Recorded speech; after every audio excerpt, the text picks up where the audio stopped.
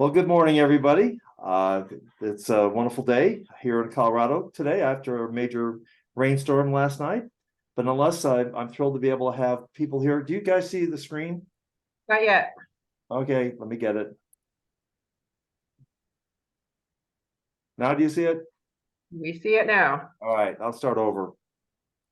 Well, welcome everybody to the May Living in Place Institute Community Forum. We're thrilled that you're here today.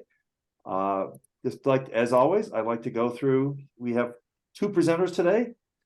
Joseph Castonguay of Autoslide. I met Joseph at KBIS this year, and they have a number of very unique products. I'm looking forward to hearing more about what their products are all about.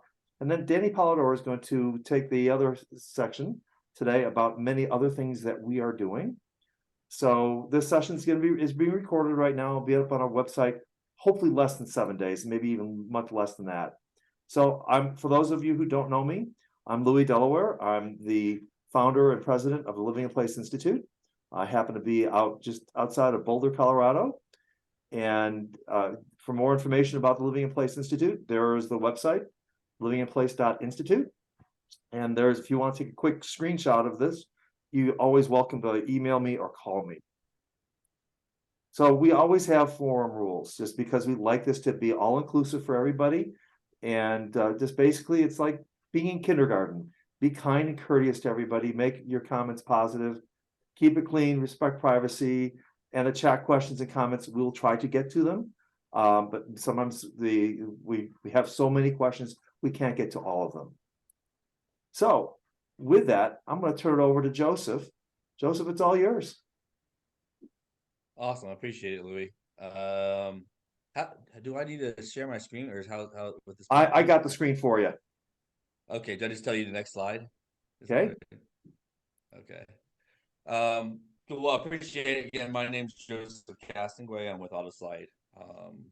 We are a company that designs and manufactures automation for doors and windows, locks, and some other fenestration hardware. We are based out of Sydney, Australia. We started back in 2010. We focus on residential applications in light commercial, or referred to as resi-mercial now, which comprises of stuff like offices, conference rooms, things internally in buildings. We have a sister company, Addis. It's been around for about 37 years now. That focuses strictly on commercial and industrial automation in the window and door industry. I've been with the company since 2014. I oversee North America, Western Europe, developing markets for the company, as well as our global marketing campaigns. So when I mentioned that we focus on residential and automation, there was really never a focus on it by anybody when we started this company back in 2010. And we just looked at that there was going to be an opportunity in this marketplaces for various reasons. And as we started and we launched our first system, which is to automate a sliding door in a home, whether it's a patio door, pocket door, or barn door, we had to figure out like what were the value propositions and where to go. And one of the biggest ones we ended up finding out that we weren't even aware of that we're going to be in was the accessibility, independent living area. And so that marketplace for us has just continued to grow. And as you know, right now, the aging population, and it will continue to grow. So we've developed our products surrounding functionality that makes sense for that marketplace, but not just for that marketplace, but making it useful for everybody. So kind of like making it inclusive. So I'll dive in here too. So through that side of the spectrum, through excessive technologies, like our mission is to develop intelligent products that create better ease of access in the home and office, allow people of all ages and abilities to act and move independently. So if you think about products, smart products in the home, one of the first ones was the garage door opener, open and close. And then the market just seemed to just skip the rest of the house, the access points to the house, and just started doing lights and thermostats and everything else. And so there was a glaring need for, egress and access in houses with people with limited mobilities, as people's mental cognitive abilities started to deteriorate, or just physically not able to do it when you get older, in the effort to increase, living independently at home longer. That's where we came in. And so through the process is identifying the end user's needs and evaluate the market for black holes and underperforming products. That being said, we had to look and see, there's two major differences between commercial automation and residential automation. Commercial is very utility, serves one purpose, is to get in and out of place, or to prevent access. When you look at residential, you're actually living with it, so you have to look from the opposite spectrum and say, all right, who's inside the house, what can they do, what can't they do, adults, kids, pets, where do they live? Are they living in a place like Florida, where doors are heavier and require a lot more power to move objects, or the north, where there's thermal properties? So is there pools out there that we're going to require self-locking doors? So there's a lot of things you have to take into account when you get into that. Next slide, Louis. So when we look at these functionalities, we look and see what we need to include. So having a door system is great because it provides access, but if the terminology in smart home, I feel has kind of become a flash word: smart home technologies, smart products, because smart products are really only as good as you allow them to be. They work a lot better actually in an ecosystem. So my preference is the connected home, how everything works together to create convenience, increase your access around the house, and that's what we look at. And so if you look at this picture slide here, there's multiple areas here through an assistive technology, whether it be a panic button that can be put into a bedroom, motion sensors that detect movement within the house, temperature detection. You can have sensors detect carbon monoxide, and so looking at these and how you can monitor all the different actions within inside the house, which is great. Then the question is, all right, if something happens and you get an alert and somebody's on the floor in their bedroom, how do the paramedics get in if they're by themselves at the house? I mean, I guess they could, at that point, they could break down the door. But if there's a way for them to get access through a code that they have, because there's an automatic door system there or a smart lock there, now you've allowed easier access to get to that person. And not just that, it's just products talking together and creating an ecosystem, and not just for the convenience of it, but from the functionality of it, of using it, but from even the presentation to the person who's using it. Trying to talk to somebody and say, oh, you're going to need this for your door, and this for your lock, and this for your for your refrigerator. It's very overwhelming. If you can come in with an ecosystem where all the products work together, provide all the functionality that's needed in there, that's going to make the person at home feel better. The caregiver is going to feel better, because everything is working together for the cause of health and independent living there. Next slide, Louis.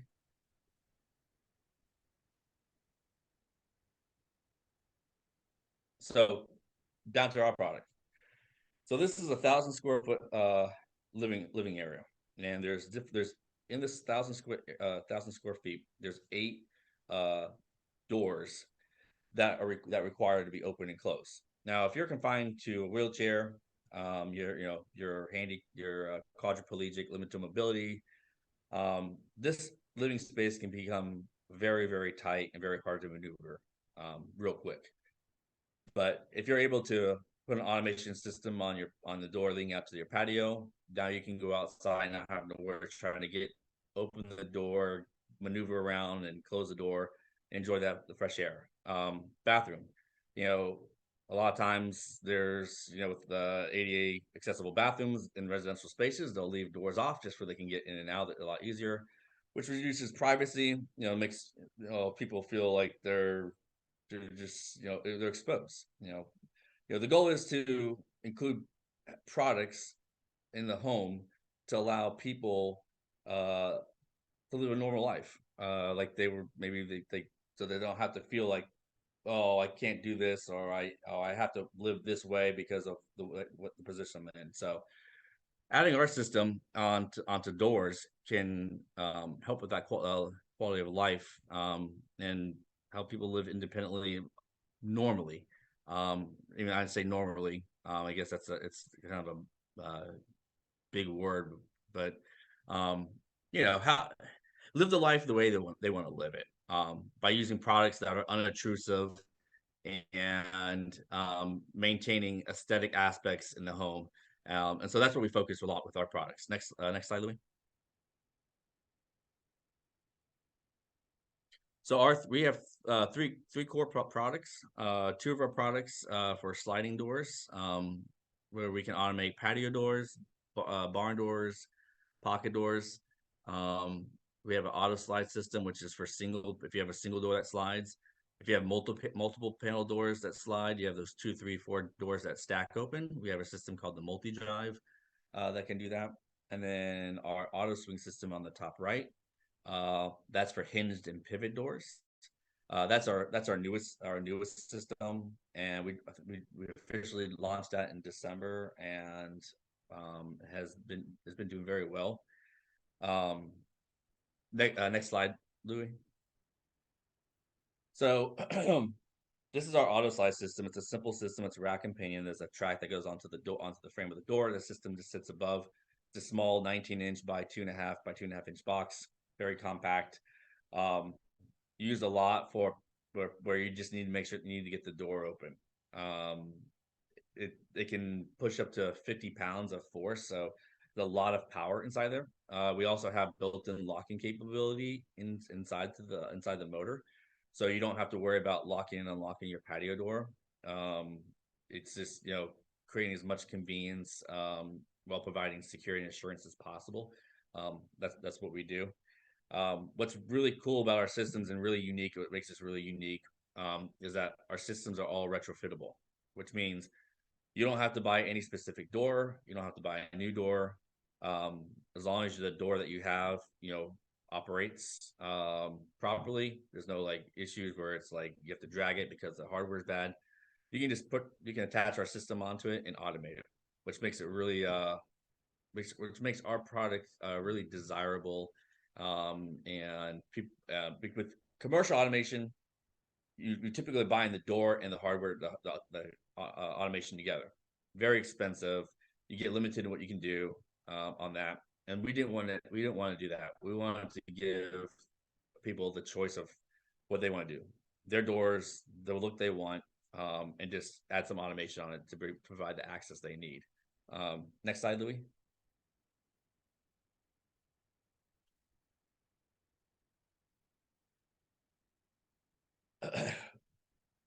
You might click. I think there's an embedded link in there, but you can probably just close out of that. Back to the slideshow there. This is the multi-drive system. So this is our other sliding product. This product is, again, from we typically use on multi-panel doors, but we also, when people want a more aesthetic look, this is the system they choose because it has a cover that runs the full length of the door from jamb to jamb. So when it's installed on the door, you can't even see the automation there. It just looks like it's all a door there. Very quiet. With the belt technology, it's just a simple little hook that attaches to the lead panel up there. You can see on the right hand side there, and it just uses the door's existing hardware. Again, retrofittable to doors. You don't have to use any specific door. You can just take this system and apply it to any sliding door that's out there. Next slide, Louis. This is the auto swing system. Now, it took us 2 years to develop this system. We did that on purpose because there are numerous swing door operators out there commercially and a couple residentially. And so we wanted to make sure if we're going to build something that we were going to build something special that solved problems in the market. And so we actually, you know, asked our current customers, especially in the independent aging in place home modification market, what they disliked about their current solution and what they wish they had. And so one of the biggest things was size. Current operators are bulky. They don't look very nice. They're very commercial looking, and so they wanted something that looked better and something that was smaller so that they could install a lot easier in very compact places. So we shrunk that. This is the smallest low profile operator there is in the marketplace now. Another thing they asked that they complained about was having to use electric strikes all the time. Installing an electric strike in a residential application is a nightmare. It takes more time to install this, probably twice as much time to install a strike than it does to install the operator itself. So what we did is build in some Bluetooth low energy technology into our system to allow us to do integrations. And so we actually just finished in our first smart lock integration with Yale and August. So our system will actually talk back and forth the Yale and August smart deadbolts to unlock and lock that bolt, and then the door will open and close in conjunction with that bolt. It's the first operator ever to have a smart lock integration with it. So that's a pretty big launch that we did. We showed it off at the security show back in March, ISC West, and it actually goes live next week with a new app update. So that's definitely a pioneer move that we did in there. And then another thing was, because we do have the Bluetooth in there, we were able to do a multitude of integrations with smart platforms. So you can use Alexa to control our system. You can use Siri to control the system. There's a platform out there called Josh AI. It's a voice control platform, another voice control platform that doesn't record your voice, which people are really like. Integrates with that. So we also include a backup battery in here. So the reason with Bluetooth is because Bluetooth is a local protocol. So if the internet goes down, you still have the ability to control the system from your app. And if the power goes out, because we have a backup battery inside, the system will still function. So if the internet goes down and your power goes down, you'll still be able to access that door for opening and closing it to get egress out of the place, which is nice. Next slide. So pet access. So one of the things we did with all of our systems is actually building a pet mode into our system that allows pets to go in and out of the door on their own. We use a secure RFID tag that allows them, when they get close to the door opens just wide enough for the pets to go out, then go out and the door closes behind them. Why is this important for the independent and aging in place market? You're living at home by yourself. A lot of people like to have pets. Now, being able to take care of a pet can definitely be a chore. So, a lot of people have to have somebody come over and walk the dog, or, let the dog out. So, with our system, it allows that pet to be able to go in and out on their own to go do their business outside, which is really nice. And the fact that we have secure RFID frequencies to allow the pet in and out, and locking systems provides a lot more security than standard pet doors, which are flaps or holes, where even though they're smaller, still allow potential unwanted egress into the home. So the pet feature has become one of the most popular features in our systems overall for all people. Next slide. I already kind of touched on this. Hands-free access to bathrooms is probably one of the biggest one of the biggest doors that we automate in homes. Are the barn doors and pockets and hinge doors into the bathroom place. Again, without that, if you're have limited mobility, trying to reach to open a door can definitely be an issue, to the point where it can cause falls, which is a big issue. So with the automation, we can solve issues like that of that nature, providing privacy, a sense of independence to people, even though they may not be able to have the full mobility that they used to have. Next slide.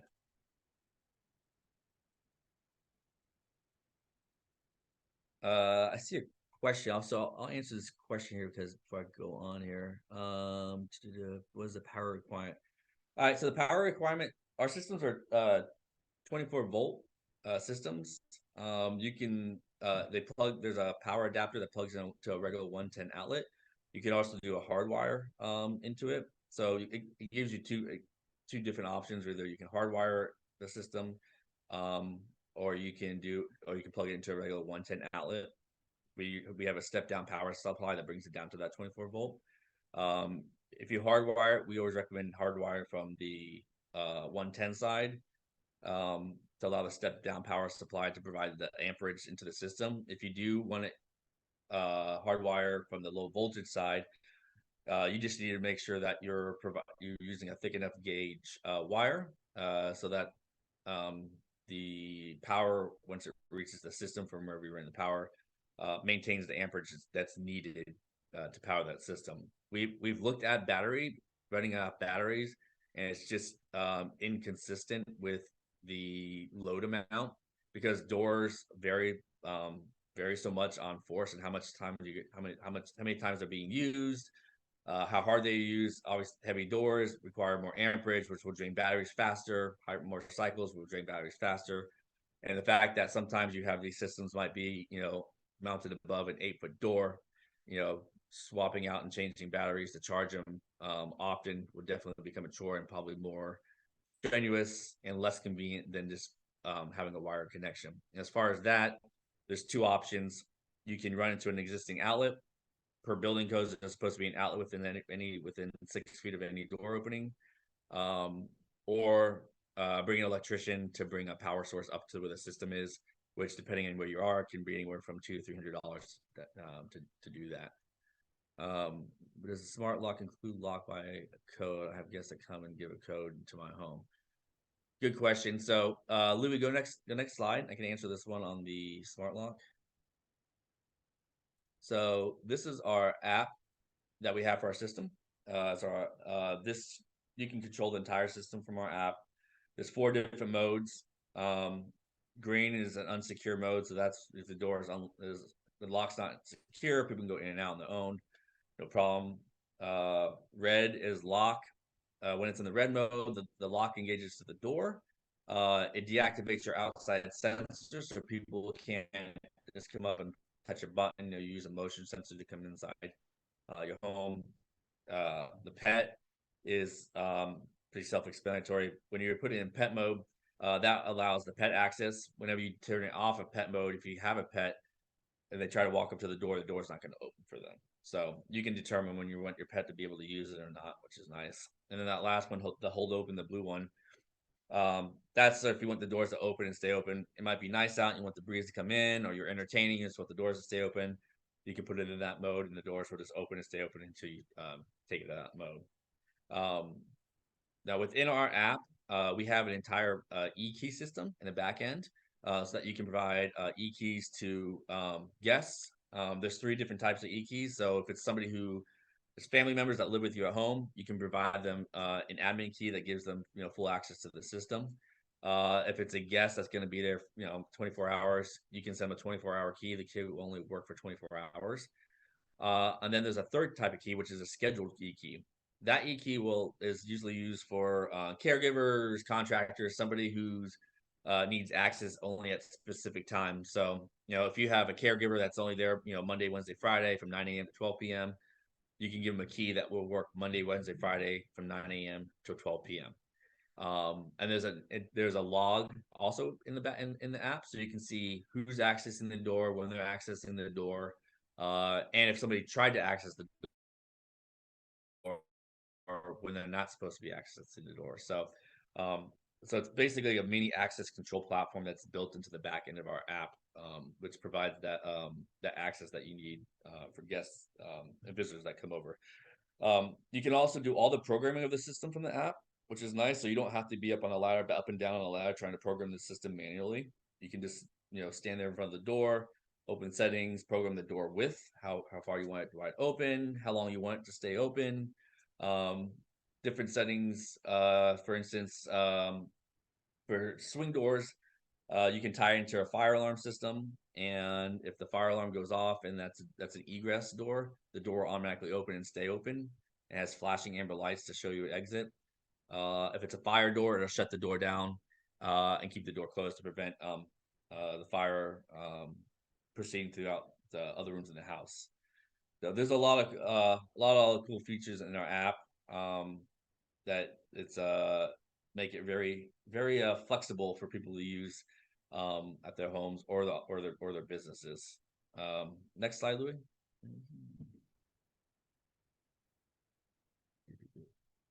If guests are over, does the door still operate manually? I'm thinking guests needing to use a bathroom. Does someone have to open and close the door for them?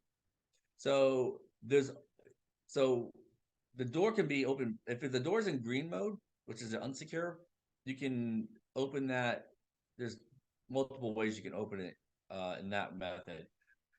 You can use the existing local controls. All the systems come with 2 wall push buttons, one for the inside, one on the outside, so you can just push the button, open, close the door. But it also has a power assist mode in the green mode, which will, if you go up and push the door or grab the handle and start opening it, the system will actually detect that and take over that action for you and open the door and then close it back for you. And there's various local controls, anywhere from touch buttons to keypads to motion sensors to just that a guest could just walk up to the door and open the door without having to use an app or anything like that. So the app is just a more concentrated for the homeowner for added convenience and connectivity and awareness of what's going on there. But there's definitely our local controls to be able to open and close the door. Can I assume the RFI activator also includes the lock unlocking? Can I assume the RFI system will email? Yeah. So on the RFID, we have there's 2 different tags. There's one that we have for pets, and then we have one for people. The RFID tag, we use long range, which means we can get up to a 10-foot distance from our RFID transmitter. And you can program that distance for the tag, how far you want to open. So yes, a lot of our customers will actually take that tag, hook it to their wheelchair, the power scooter, their walker. And so once they get within range of the door of that receiver, the door open, they can go through it. They don't have to worry about that door closing on them, because as long as that tag is within range of that receiver, the door is going to stay open. And so once they go through that door and leave the reins, then the door will close behind them. All right. So going back to what I mentioned earlier about the connected home, that's our biggest focus right now, is taking our product and embedding it in different ecosystems to allow fluid access. So for instance, you're leaving your house, you should be one action that you need to do, whether it's by voice or by pushing a button that would allow the door to unlock, open, close, lock. If it's night, the lights, your porch lights should go on, your lights in the house should turn off. Maybe you have your thermostat come up because you're going to be away. So it's all about creating a single point of action where all products work together to create that convenience and increase accessibility.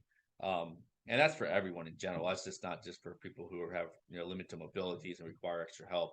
That's just for everybody, which is why we look to partner with some of the best companies that have that hardware out there, like Yale and August, Josh AI. We look for very unique things that we believe set them aside apart from other places. Like Josh AI, I in my opinion is probably the most advanced voice platform for smart homes out there right now. They don't record your conversation or conversations, which is really nice, which sets them aside from Amazon and Google and HomeKit. And but what also is cool about Josh is that you can program as many phrases you want for an action or scene to happen. Where we see issues with Alexa and Google sometimes is if the correct trigger word is not said, and the right pattern is not said, and the right device is not said, what you wanted to occur will not occur. or maybe something else occurs that you're using, and you starting to forget things. You can easily forget a trigger word or what the device is called. With Josh, what we like is that it's very fluid. I can walk into my living room and just say turn the lights on, and because there's microphones placed in that in certain places, it knows I'm in the living room, and it knows I want these lights on, which makes it very conversational to be able to activate Josh AI. So these are the type of things we look at. There's another partner that I don't have listed on here, Smart Caregiver Solutions, Ryan that Ryan Hurd started, where he's monitoring actions in the house to see patterns to make sure people, your loved one is, doing their daily routines, and then you'll be able to recognize, oh, the refrigerator hasn't been open for 24 hours. Something's going on here. I need to call mom or dad, or I need to send someone over for a wellness check. And so if that's the case, if someone needs to go over, they need access to be able to get in the house, so they can be provided that caregiver e-key to get into the house, check on mom and dad, make sure everything's okay. So it's all about everything working together for good to create this life. Next slide, please, Louis.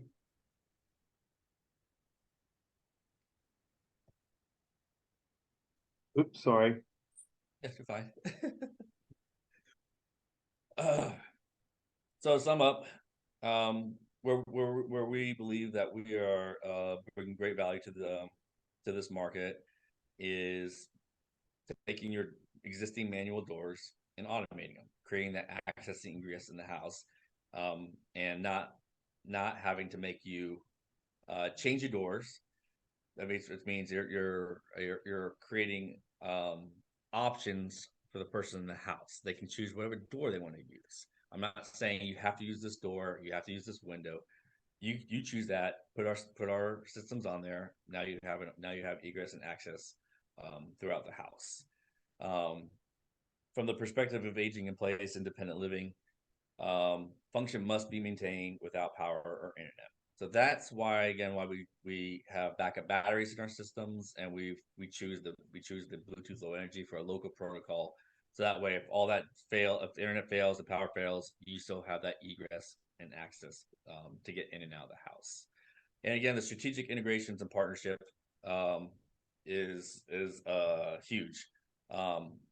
We are focused again on ecosystems, the connected home, providing solutions that are solutions that not just somebody in a wheelchair or a walker might want, but that myself would want in their home.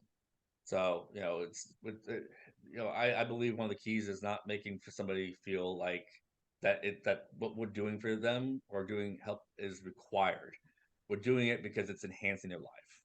And I feel like I want them to feel the same enhancement that I'm feeling when I put it on my door. So, next slide, Louis. So these are some of the partners that we work with. So, August I already talked about. On the left there is Decunic. They're one of the largest door profile companies in the world. So we work with a lot of window and door companies to test our products and make sure our products work well on their doors. On the right, Roto, they are a partner of ours as well. They manufacture door hardware, and we actually do R&D with them to further develop new technologies as doors continue to come out with new locks and new hardware.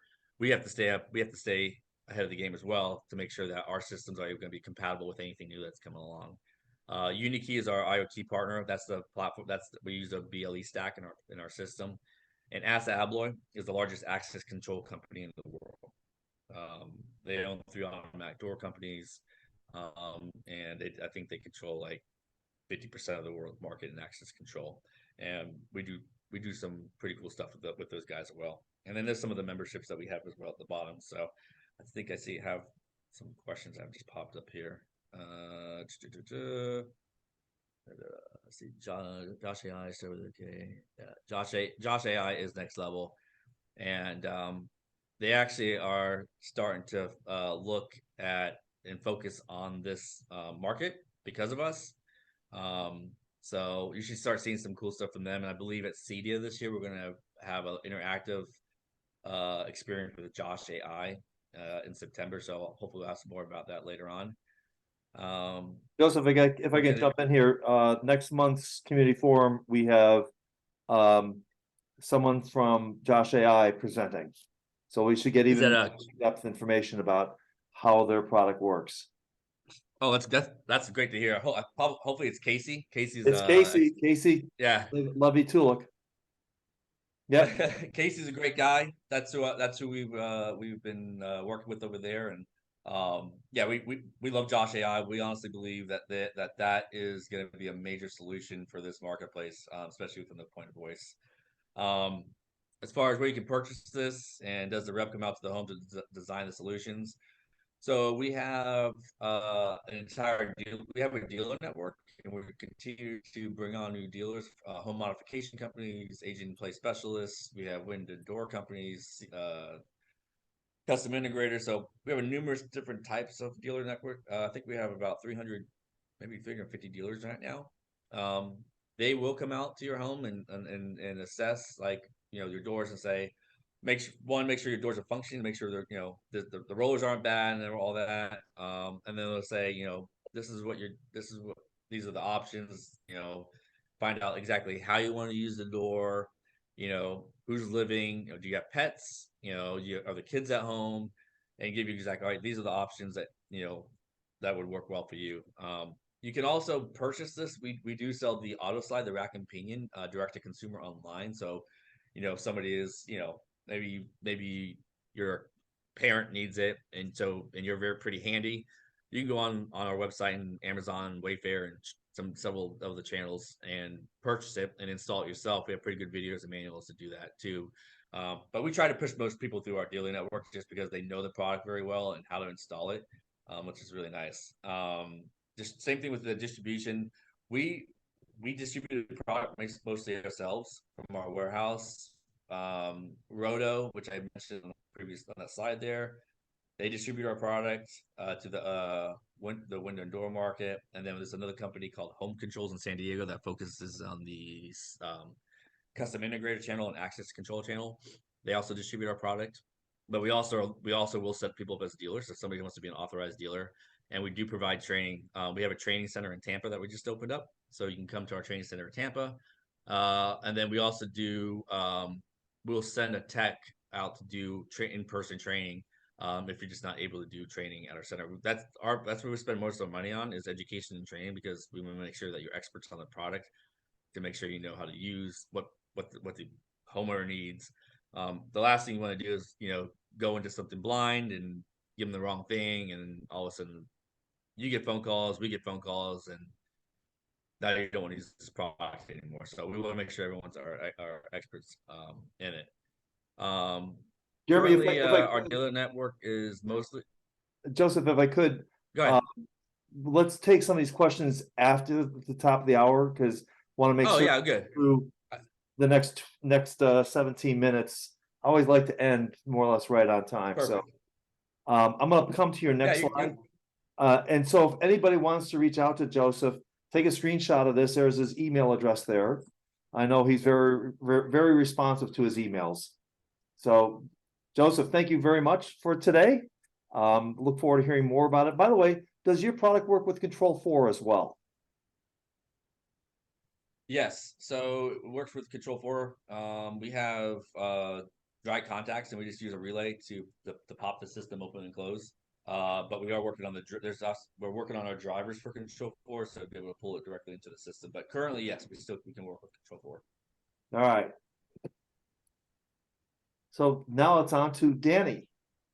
Well, before we move on, Joseph, that was amazing. I'm so excited. I love all the questions, and I love your enthusiasm. I'm sorry they had to move clear across the country, but Florida is lovely too.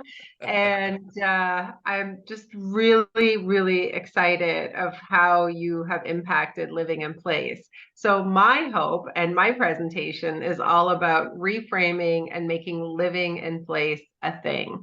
So if you can all get used to saying living in place instead of aging in place, then it's diversity and equity and inclusion for everyone. Has anybody been able to go on the new website yet? If not, livinginplace.institute, check it out. We are so excited about our new branding. and we're really excited to share this with you. So next slide, Louis. We have been working really hard since the fall with new branding partners. I'm not sure if everybody's seen the KBB articles that have come out online and in print when you get your print version of it. A lot of representation of certified living in place professionals everywhere that we go. So I love that everybody's wearing their mark proudly. We have Mark Samuelson from Samuelson Associates, who is doing primarily all of our copywriting, our press releases, our public relations, the outreach, especially around the Idea Home in Colorado. So there's a new sign that's out, and we are also partnering with Mark Gillespie. So the two Marks are leaving their mark, and weaving that theme through everything with Mindfriend. He has redone the logos, and I would love to hear from everybody in the chat after, and definitely continue asking Joseph questions in the chat after we wrap up at the top of the hour of how we can integrate all of these amazing living in place standards into our vernacular and having conversations with people. The article that's about to come out that Barbara has weighed in on heavily is really awesome. I mean, I'm just loving every single part of it. I'm so excited, and we really want to hear from you, which brings us to the third partner, which is Brand 52. Two dynamic young ladies in my backyard here in upstate New York. We are loving seeing their pets and kids on the Zoom calls because they are getting stuff done. So they're going to take all this amazing new copywriting that Mark Samuelson has done and integrate that with all of the new branding that Mark Gillespie from Mindfriend has done and push it all out there. Another exciting change is that we're going to completely rebrand the training as well. And currently we still have it on the spring special. I know we're starting to move into summer and feeling a little bit better. Aaron and I were chatting before we got started about how, the country is finally catching up to spring and everybody's got the tulips out now finally. And the trees are blooming and budding everywhere. And I feel that people are really hopeful and they're starting to think about spring cleaning. This is a living in place boo-boo that I have on my face. I thought I was getting new glasses and I wasn't, and I have been misstepping all over, and I have actually fallen from a standing position, and I'm only going to be 50 in a month. So this is definitely a thing. Having a zero clearance entry in your house is something that we should push to everybody. I noted on the chat earlier that Angela, you were so kind to share that the Braille is the thing. I'm going to go back up here. If everybody wanted to grab a screenshot of that, where did you put it? Now I lost it.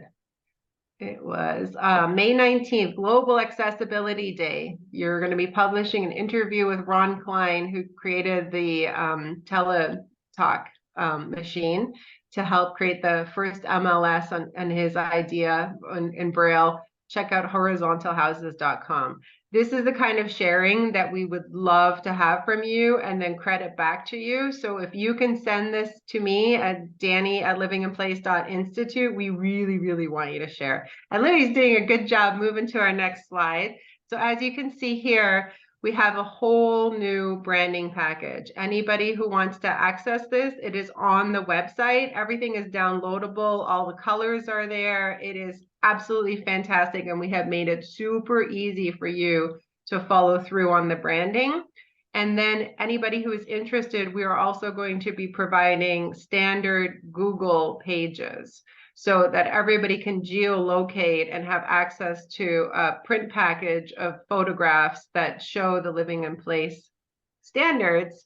And then we can really all talk the same talk. So as people move from one market to another, if they're relocating a parent, just like the big real estate companies, Living in Place Institute will be recognized as that go-to brand, and you will be recognized as that partner in that area as that brand.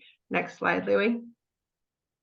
So again, we're just really trying to show inside, outside, you are living in place everywhere that you go. Everywhere you go, there's opportunities for diversity, equity, inclusion, community building, multi-generational housing, overcoming things like ableism and really creating environments that are 100% barrier-free. Next slide. And again, just really showcasing that the independence and dignity, these are the stories that you've done. Ebony, the story that you told about the gentleman, the 94-year-old gentleman whose bathroom you gave back to him, that is such a beautiful project. And anybody who's got anything to share, just please be in touch. We really, really want you to be part of this. Next slide. And again, the brand package, you'll find that right on the livinginplace.institute website under the brand. And this will help you be recognized as a leader in your field. And we're going to have a lot of swag available for people to also personalize as well. Next one. Yes, so there's my info. And Louis, did you get rid of all of the other sample slides? Because I was going to go through those. Yes, I did. Okay. Well, no problem, because I want to put it back to Joseph. If you're there, if we can put you back on camera, I would love to finish going through your questions. And then I have a couple questions for you as well. I was absolutely blown away, everybody. I got to see Autoslide for the first time in October at CEDIA in Dallas, and they were one row next to us, and I just kept going by there and seeing who was talking to them and what they were talking about. And I'm really thinking, like, for my own family, I have a 16-year-old with autism who's got difficulty speaking, but she can talk to Alexa. She can, which is probably going to go off now. She can, use digital devices and things like that. So I feel like for somebody living independently in conjunction with the cameras, this will really allow somebody to monitor their lifestyle. I have a friend who has an adult son, and excuse me for anybody who has heard this before, but he manages his entire life off of one smart home device. It tells him when to take his medication, when to take the dog out, and says, have a great day as he goes on his way to walk to his local bus stop to go to his job. So it is really remarkable how that with the security cameras, you can really have a good peace of mind, and also all the wearable devices. So I really like the branding and the direction that your company is going in, Joseph. And I really like, hopefully you make Living in Place part of your branding, because this is really for toddlers as well.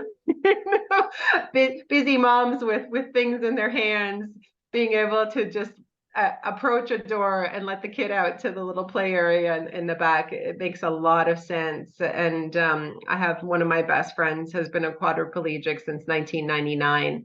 And I know that in his home, now that he's taken over both levels of the home, this is a game changer for him to be able to have this type of home automation. It's really quite fantastic for somebody who's living independently, or as independently as possible.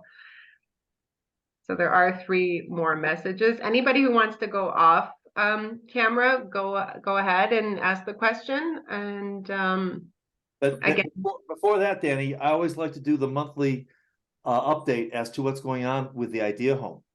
I would love to hear that, especially, I don't know if you have that picture handy that you did. Did you pop that in? Because that's exciting. I have some other things in here. So what's happened in the last month? Foundation's been poured, permanent drain and sump pit installed, ejector pit installed. I'll explain what that's all about. Water mains there. We have 3 of the 6 window wells installed. The other 3 have to wait for some more backfilling to be done. There's been some minimal backfilling. All right, so let me get this started here. This is, I took this last weekend. This is aerial drone photo video of the home. And you can still see some caissons in the basement. These things that have the orange things that pop up. I'll explain what that's all about, but nonetheless, this is, the foundation's in. You can see the underground plumbing is in. There's a ejector pit here for the sewage, because here's where the sewer line was from the street previously, up about 5 feet above the the basement because we dropped it that much. And so this ends up having to be pumped up to be able to go out and down. And then there's the sewer pit, the sump pit right here. It's kind of hard to see here, but this is where the perimeter drain that goes around the property to be able to bring water to that sump pit. Here's one of the window wells that has a ladder in it. This is going to be the office here. And then you'll also see these things that jut out. These are called counterforts to be able to give the foundation more support. I'm going to keep letting this roll here. This is the front porch area here. This will be more or less level. As you see this right here, that's going to be the straight line into the house without a threshold. Over here is the garage. There is one caisson here to be able to support the second floor. There's an I-beam that goes across that. And then you see here it notches down. This is the side entrance from the garage. This will be, again, a zero clearance threshold here to be able to go outside with an acyl abloy device that Joseph mentioned earlier, that company. They make a wonderful product from Pemco, the drop-down door seal. And so this is where things are at more or less today, but hopefully we start really screaming once the radon is done. I'm gonna go to my next slide. Okay, next things we've got coming on is prepping the soil for slab on void. And that may be a term that many people may not know about. In Colorado, we have expansive soils. So you want to be able to prevent the foundation from being heaved. And so hence we had all those caissons drilled for our foundation. But now we're moving on to the concrete slab that's going to be in the basement. That has to be separated from the dirt below it. So again, it doesn't push itself up. And one of the neat things that was going on with the underground plumbing is that is actually going to be suspended off of the dirt there, again, to be able to prevent it from being pushed up by the soil that may expand because of a lot of rain, like what we're having today. The passive radon mitigation system has to be installed, and then they pour it, the slab on void, and then they're going to backfill the rest of the house, drop the I-beam for the basement in, do the basement framing, first floor, subfloor installation, and then above grade framing. So there's a lot that's happening here in the near future. So let me just finish off here. Here's the upcoming community forums that we've got. As I mentioned, next month we have Josh AI, their smart system, along with Swidget. Swidget makes some unique electrical outlets and switches. That's on the 14th. All of these forums are at 10 a.m. Eastern time, like this one. In July, we've got Delta Brizo and Steam Mist, along with LG HVAC and water heating. Again, a lot of places are forcing people to move away from using natural gas to heat and cook in their home. And so LG, they make some of the best heat pumps, both for ventilation and also for water heating.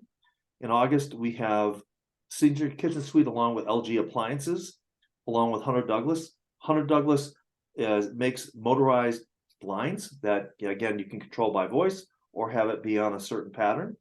And then future community forums we've got coming up: Control 4, LK Sinks, SunTouch and leak defense devices from Watts, Panasonic Ventilation, Group Solar Panels, Delos, they do air filtration and water filtration, and many other companies. So that's what's coming down the pike.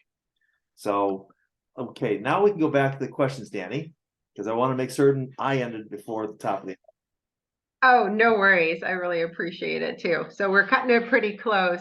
So livinginplace.institute. And then Joseph, do you want to come back on and answer the rest of the questions that are on here? Yeah, I replied in the chat, but I'll just briefly touch on these questions. I think one of them had to do with the design in our system to be applied to doors, glazed doors, frameless glass doors.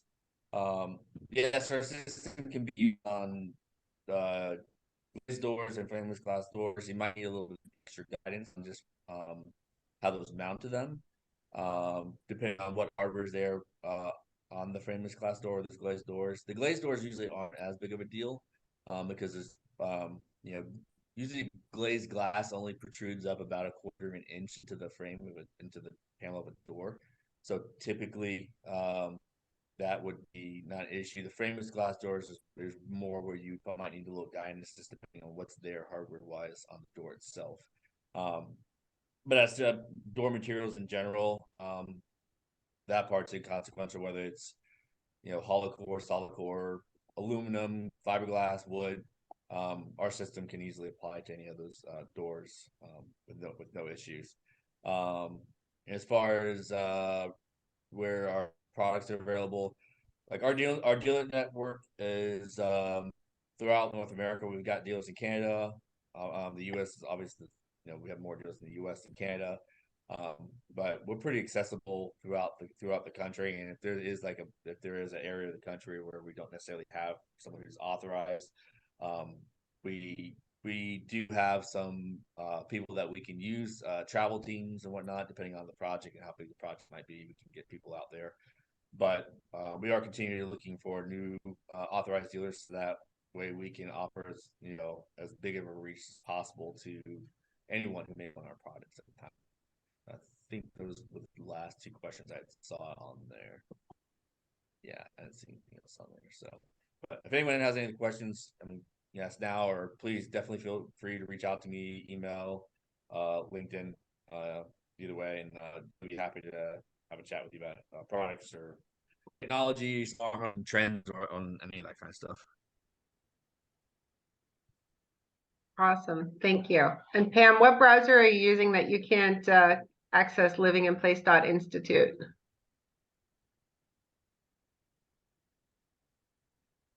Maybe she stepped away.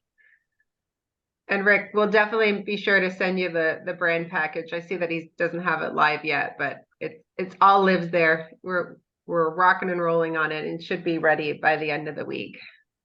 We're working on it every day. Firefox for livinginplace.institute. Interesting. Okay.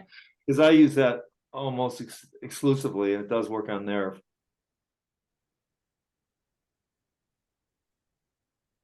All right. Anybody else have any questions? Thank you all for attending. I think that was a lovely. Oh, Rick doesn't have a problem with Firefox. Okay. Interesting. Technology. Rick also had a question about, will current CLIP members need to go through training again with the rebranding? Rick, that's not mandatory. We do offer for people who do renew the ability to be able to take the CLIP program once again as a refresher, where you don't have to go through all the sections in the material, and you don't have to do any of the quizzes. You can if you want to. But when we release that, we're going to let all our existing CLIP members know that here's what it is, because it's going to also be significantly updated in regards to materials like the Autoslide equipment to be able to help people to be able to open doors, and other equipment like Josh and some of the other companies that we've had recently and the ones in the future. We're going to be highlighting them in the training package as well. And don't forget that you get your 16 CE credits depending on what industry you're in as well. So you can take the CLIP as many times as you want and use it every time you need another set. I see Pam asked a question. Does she need a password to get into the browser, Dani? Not into the browser, no. I think it's the branding.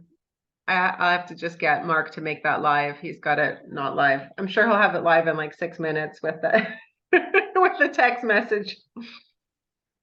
And one of the things I'd like to just float out there is there any company that our attendees would like to see possibly be in one of our upcoming community forums? Because I always like to be able to add value to everybody.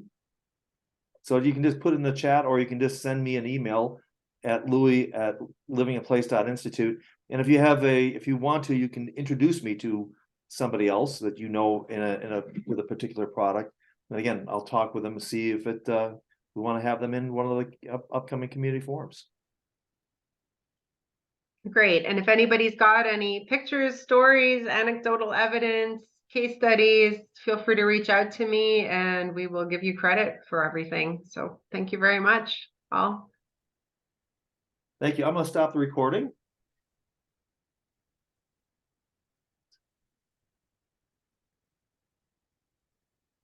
And Elizabeth,